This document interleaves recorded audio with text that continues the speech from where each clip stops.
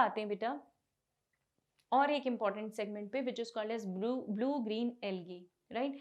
Bacterias के जो common uses हैं उन पे तो क्वेश्चंस काफ़ी कम पूछे जाते हैं, लेकिन अब ये जो सेगमेंट हम पढ़ रहे हैं टू किंगडम क्लासिफिकेशन के हिसाब से ये बहुत इंपॉर्टेंट है हमारे लिए।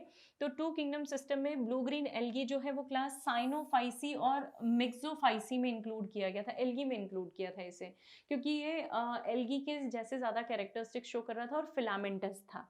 लेकिन अब हम इसे मोनेरा में इंक्लूड करते हैं। रीजन, क्योंकि इसका जो नेचर है it is more of prokaryotic nature.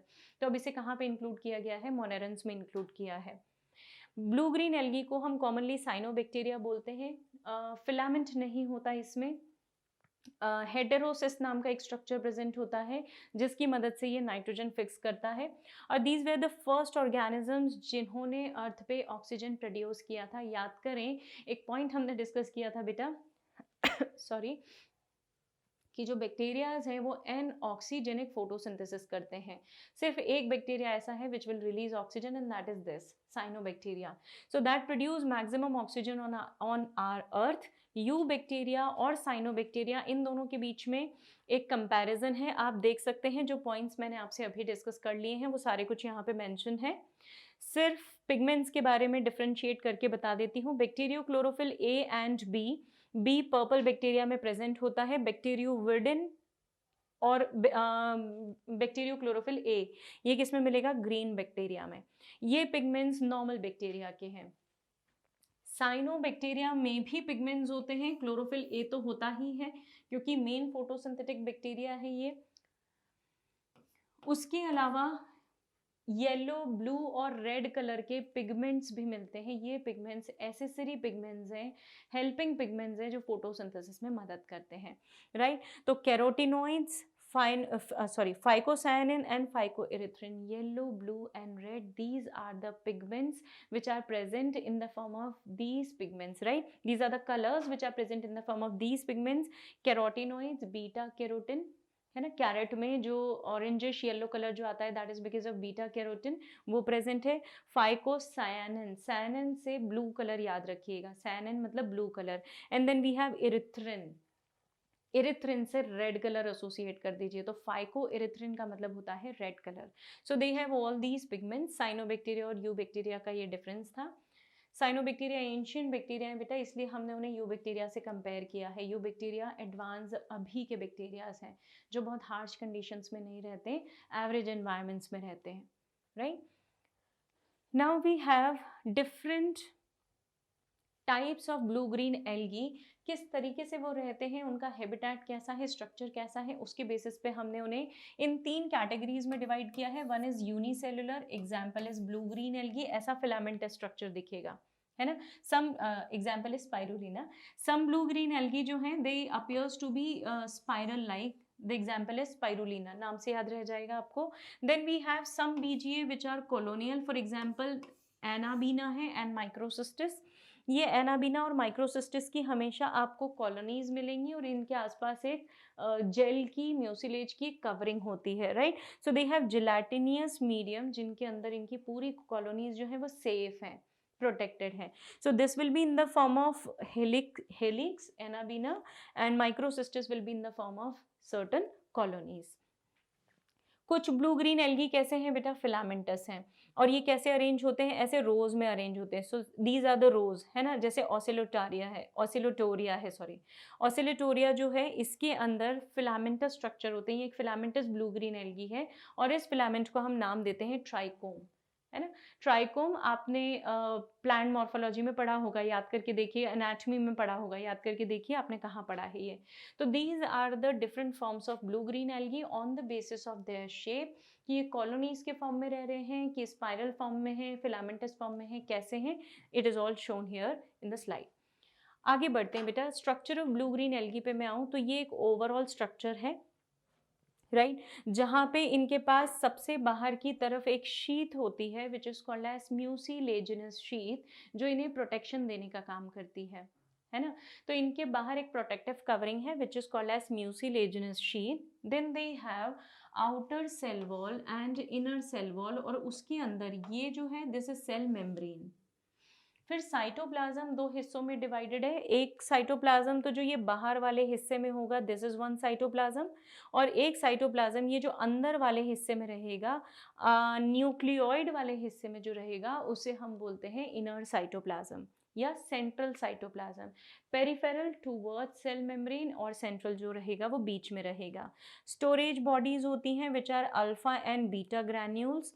Thylakoid photosynthetic pigments carry करते हैं, क्लोरोफिल, और थाइलेकॉइड्स आपको पता है स्टैक लाइक स्ट्रक्चर हैं, कॉइन्स के जैसे दिखाई देते हैं। अगर क्लोरोप्लास्ट में आप उनको सबको देखें एक के ऊपर एक, तो आपको ग्रेना का फॉर्म दिखाई दे जाएगा, राइट। और थोड़ा सा देख लेते हैं, ये ब्लू ग्रीन एल्गी का स्ट्रक्चर ग्राम नेगेटिव बैक्टीरिया के कंपैरिजन में है। This is the description.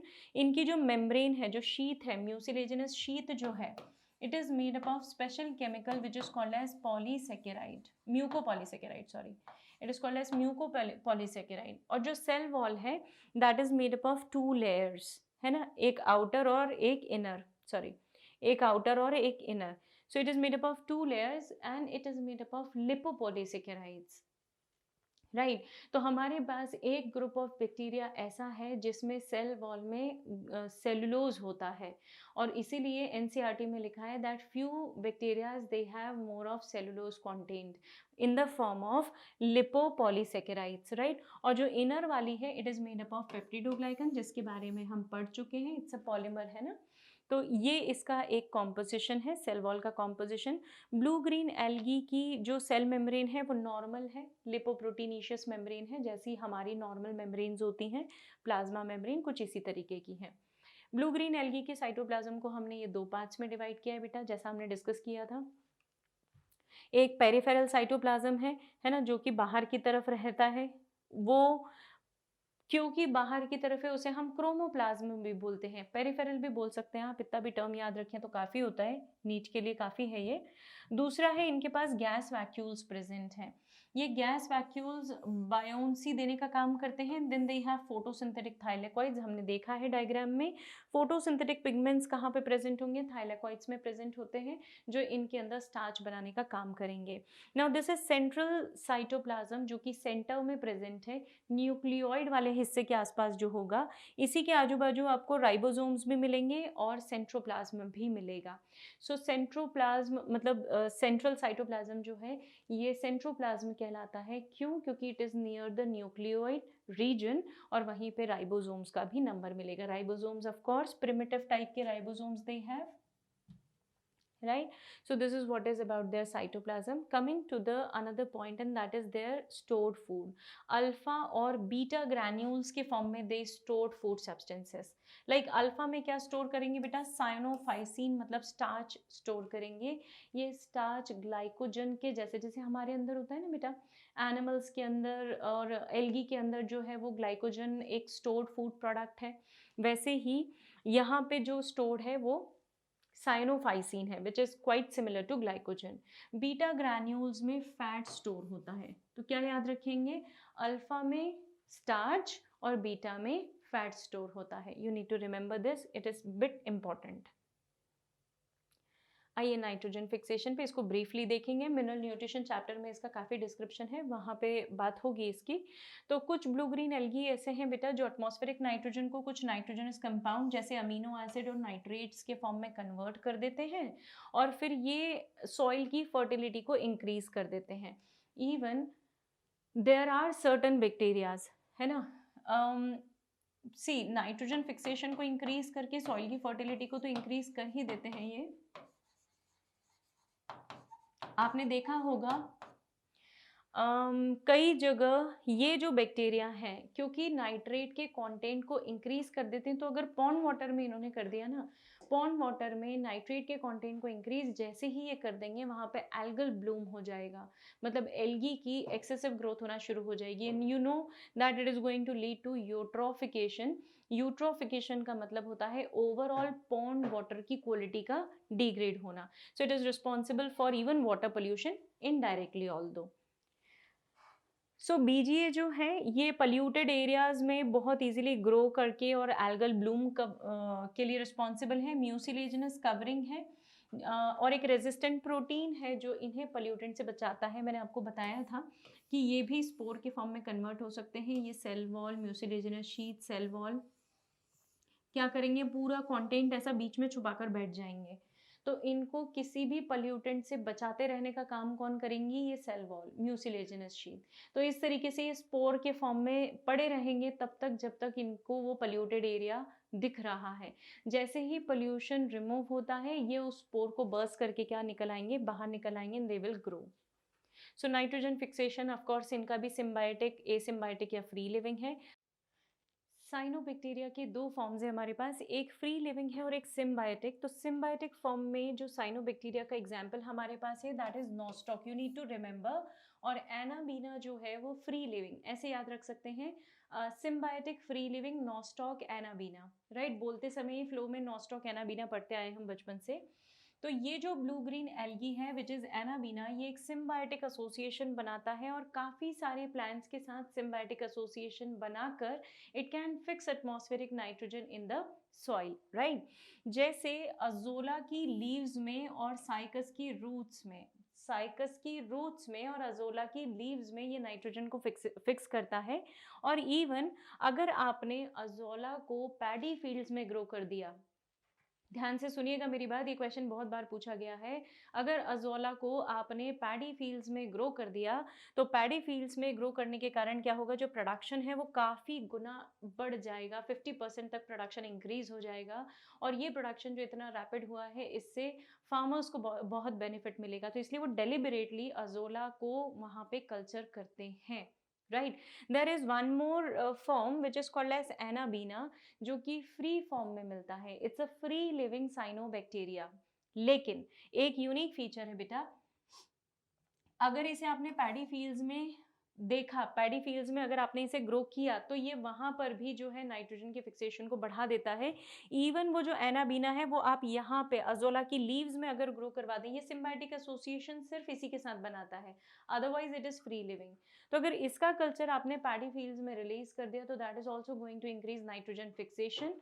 अगर इसे अजोला मिल गया तो फिर और कई गुना नाइट्रोजन फिक्सेशन बढ़ा देगा, otherwise it is free living, right. तो ऑसिलेटोरिया जो है that also fix atmospheric nitrogen in the paddy fields. तो इन माइक्रोब्स को, इन साइनोबैक्टीरियाज को अगर आप चावल की खेती के साथ कल्चर करते हैं, ग्रो करते हैं, तो राइस प्रोडक्शन काफ़ी इंक्रीज हो जाता है because they fix atmospheric nitrogen. Now when we talk about reproduction, more और लेस जैसा अभी तक हमने बैक्टीरिया में पढ़ा है सेम वही है, बस एक दो चीज़ों में डिफरेंस है वो हम देखेंगे। वेजिटेटिव रिप्रोडक्शन होता है which is binary fission and fragmentation.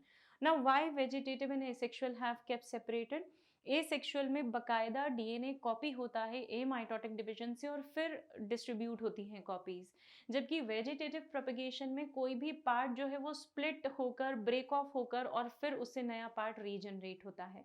तो इन दोनों प्रोसेस को हम अलग अलग ही रखते हैं, ध्यान रखिएगा।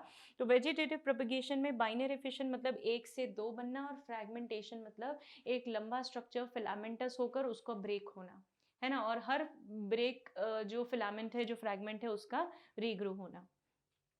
So this is what is binary fission. अच्छा, फ्रैगमेंटेशन में थोड़ी सी चीज़ें यूनिक है, मैं बता देती हूँ। जब ये रिप्रोड्यूस करता है ना तो कुछ सेल्स जो हैं बहुत मोटे मोटे थिक वॉल्ड हो जाते हैं और उन्हें हम बोलते हैं हर्मोसिस्ट, राइट। तो हर्मोसिस्ट जो हैं या हर्मोगोनिया जिन्हें हम बोलते हैं, ये थिक वॉल्ड सेल्स हैं जो रिप्रोडक्शन के टाइम पर डेवलप होते हैं। जहाँ पे ये बन रहे हैं वहीं से स्प्लिटिंग होती है और वहीं से आपका जो fragment, filament, sorry not fragment, जो फिलामेंट है वो टूट जाता है और फिर वो रीग्रो होना शुरू होते हैं। So this is how it grows. ये ऑसिलेटोरिया इसका बेस्ट एग्जाम्पल है, राइट। तो फ्रैगमेंटेशन ऐसा होगा इनके अंदर। देन वाटर ब्लूम के लिए ये रिस्पॉन्सिबल है, हमने बात की थी, they pollute the water. The common varieties are anabaena flos aquae and microcystis aeruginosa. ये कॉमन वेराइटीज़ हैं जो वाटर ब्लूम करती हैं। ये कुछ टॉक्सिक केमिकल्स बनाती हैं बेटा। ये जो टॉक्सिक केमिकल्स हैं या जो सब्सटेंसेस हैं, ये एक्वेटिक माइक्रो ऑर्गेनिजम्स के लिए डेथ फैक्टर हैं क्योंकि ये उनकी किलिंग के लिए रिस्पॉन्सिबल हैं, है ना। And it also results bad odour to the water, texture change हो जाएगा, पूरे पे ग्रीन ग्रीन काई हो जाएगी, ऑर्डर चेंज हो जाएगा, है ना। And that will lead to the death of aquatic organism.